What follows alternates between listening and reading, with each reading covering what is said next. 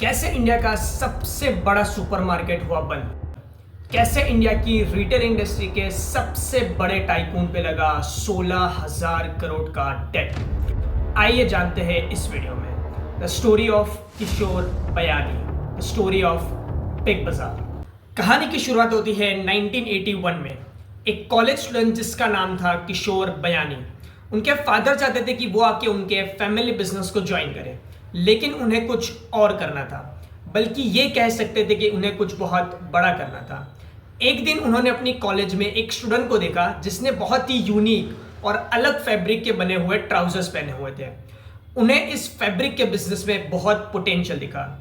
उन्होंने वहीं की एक लोकल जुपिटर मिल से 200 मीटर क्लोथ खरीदा और जाके उसे रिटेल मार्केट में सेल किया।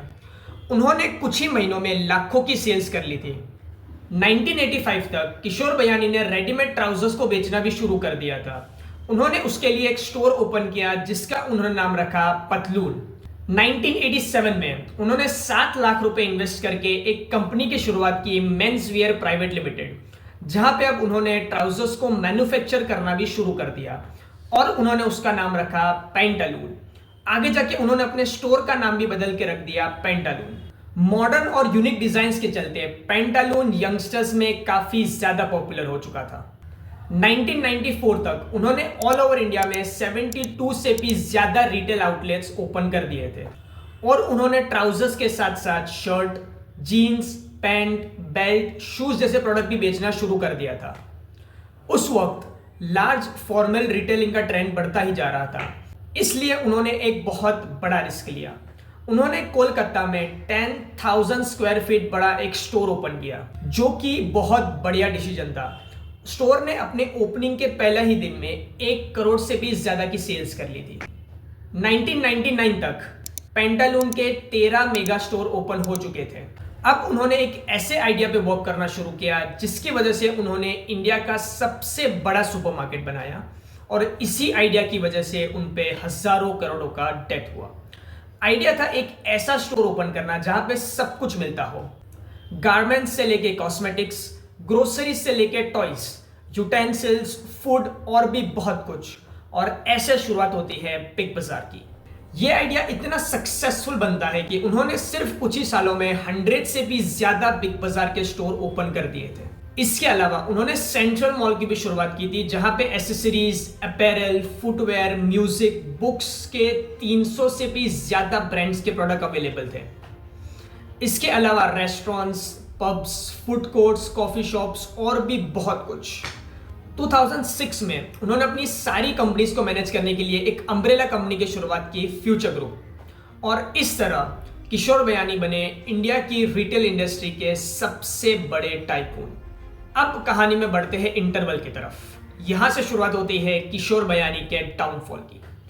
2005 तक उन्होंने और बहुत सारी कंपनियां शुरू की और एक्वायर की, जैसे गोल्ड बेचने के लिए बनाया गोल्ड बाजार, घर बनाने और रेनोवेट करने के लिए बना होम टाउन, फाइनेंशियल सर्विसेज देने के लिए शुरुआत हुई फ्यूचर कैपिटल ग्रुप की, लाइफ इंश्योरेंस और जनरल इंश्योरेंस के लिए उन्होंने फ्यूचर जनरल इंश्योरेंस की शुरुआत की। इस रैपिड ग्रोथ और एक्सपांशन की वजह से उन्होंने हजारों करोड़ों का डेट लिया। अब कहानी का आता है सबसे पहला villain, year 2008, global financial crisis. पूरे फ्यूचर ग्रुप की सेल्स ड्रास्टिकली क्रैश हो गई। अब मार्केट में सस्टेन करने के लिए उन्हें और ज्यादा लोन लेना पड़ा। अब तक किशोर बयानी पे 12,000 करोड़ का डेट हो चुका था। अब प्रिंसिपल तो छोड़ दो, इंटरेस्ट का पेमेंट करना भी बहुत ज्यादा मुश्किल हो रहा था।